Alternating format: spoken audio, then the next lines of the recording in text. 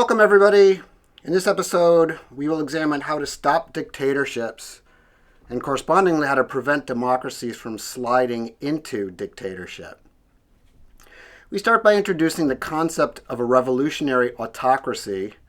Then we provide a large number of recommendations. These include changes to the existing political system, based largely on a United States model, as well as more down-to-earth actions that anyone can take. Before we go into specific suggestions on how to stop autocratic rulers and shore up democracies, we need to review research on why some dictatorships fall quite easily while others are long-lasting. This will provide us with the information needed to prevent and stop these oppressive regimes. A durable dictatorship is one that can withstand the forces that typically cause the downfall of other authoritarians. Examples of such forces include failed wars, economic crises, and populist uprisings. Analysis shows that durable autocratic governments come to power as the result of social revolutions. As such, these are called revolutionary autocracies. Andrew James argues that there are four characteristics that characterize revolutionary autocracies. Number one, they come from the bottom up as the result of a mass movement, one outside the existing political structure. Number two, the existing regime is violently overthrown. Number three, there is a radical change in the structure of the state. And finally, there is a significant social, economic, or cultural shift. The communist revolution would fit these four criteria because it involved the overthrow of the Tsar from without. It was violent. It replaced the Tsarist regime with a new socialist structure. And there were major changes, not just politically, but also within the wider economic system and culture. In effect, revolutionary autocracies, quote-unquote, hollow out the center.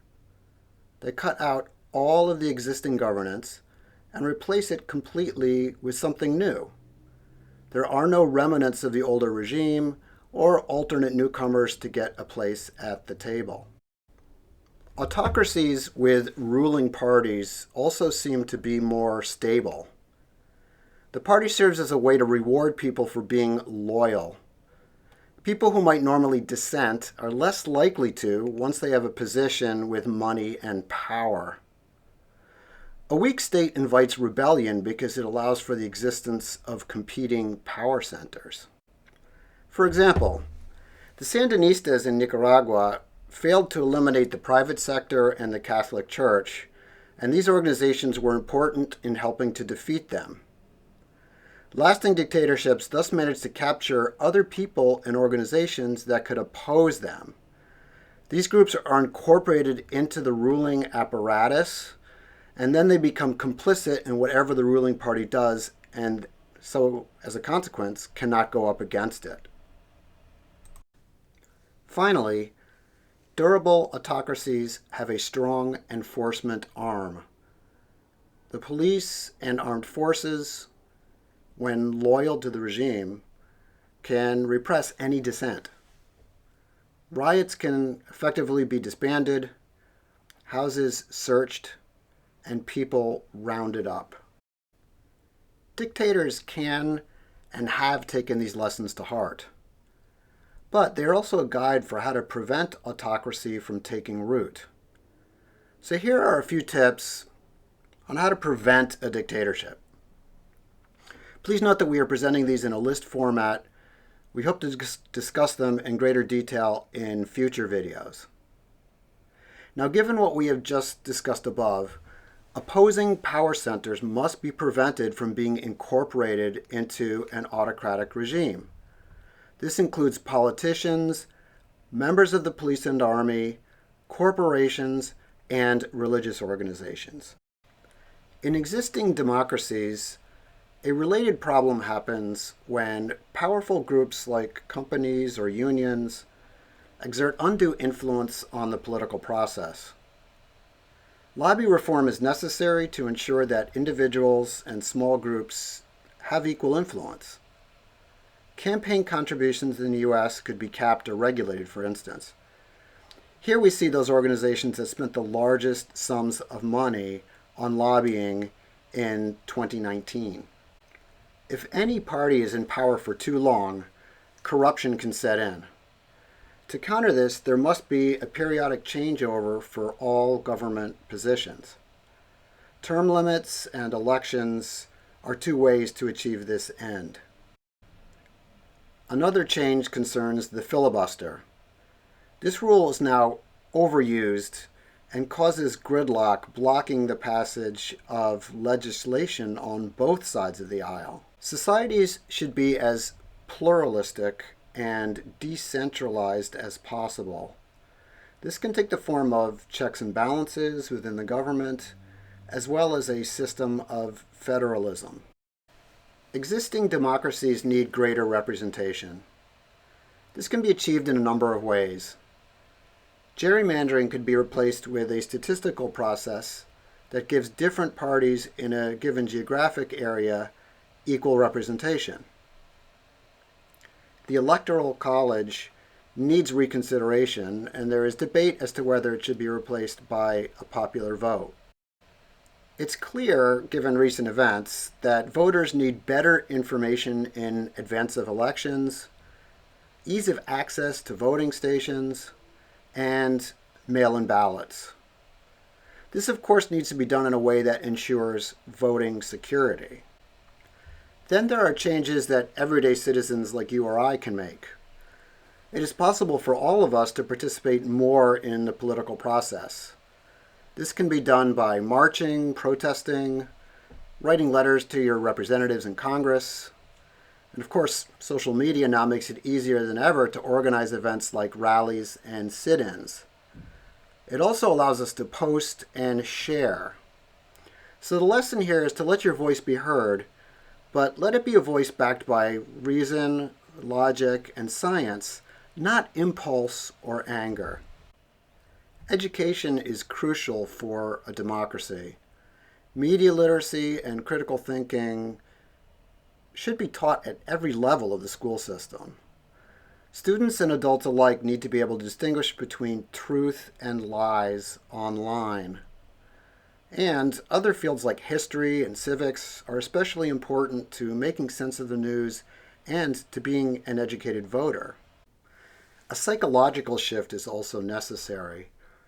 Today's political polarization is causing us to hate one another. Democrats see Republicans as the enemy and vice versa. Many citizens across the globe also have a great fear of immigrants and immigration. Tyranny is the real enemy and needs to be recognized as such. We clearly need more empathy and less hate. We also need to see each other as individuals and not as members of a tribe, ethnic class, or nationality. So in other words, the solution to dictatorship is democracy. The rules for how democracies operate are in many cases outdated and need to be adjusted. We're not saying that it's a perfect system.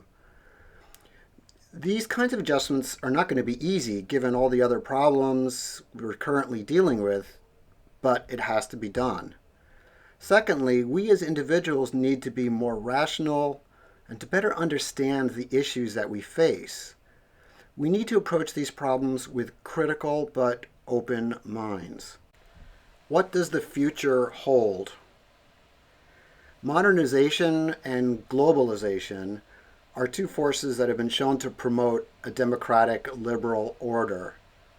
If these forces continue, we may see some autocracies transition to democracies, which would be optimistic and hopeful.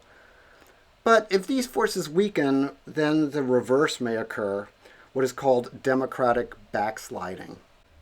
Western nations, who are in many cases engaged in autocratic conflicts within their own borders, need to collaborate better in containing the threats posed by modern dictators. This can be done in part through international human rights organizations like Amnesty International and Human Rights Watch. International coalitions need to expose the dark money used by autocrats to hide their fortunes overseas and which they use to bribe and lobby foreign governments. Russian oligarchs in particular have been very effective in disguising their investments this way. Better cross-national cooperation is also necessary to bring war criminals to justice. Cases like Slobodan Milosevic's trial at the UN's International Tribunal in The Hague are exceptions, unfortunately, rather than the rule. Those who breach the Geneva Convention and commit genocide must be held accountable. It is especially important that we block internet-based disinformation campaigns and go on the offensive, exposing the machinations and lies of these autocrats. This can be accomplished through organizations like Voice of America and Radio Free Asia. The United Nations could play a role in this, although it needs greater support and internal reform. The truth may yet prove to be the most powerful weapon in this war. We hope that this episode has been both informative, but also a call to action. The Holocaust survivor and activist Elie Wiesel said that, quote, "Indifference to me is the epitome of evil," unquote. Take this to heart. Don't just sit on the sidelines. Learn, coordinate with others, and make a difference.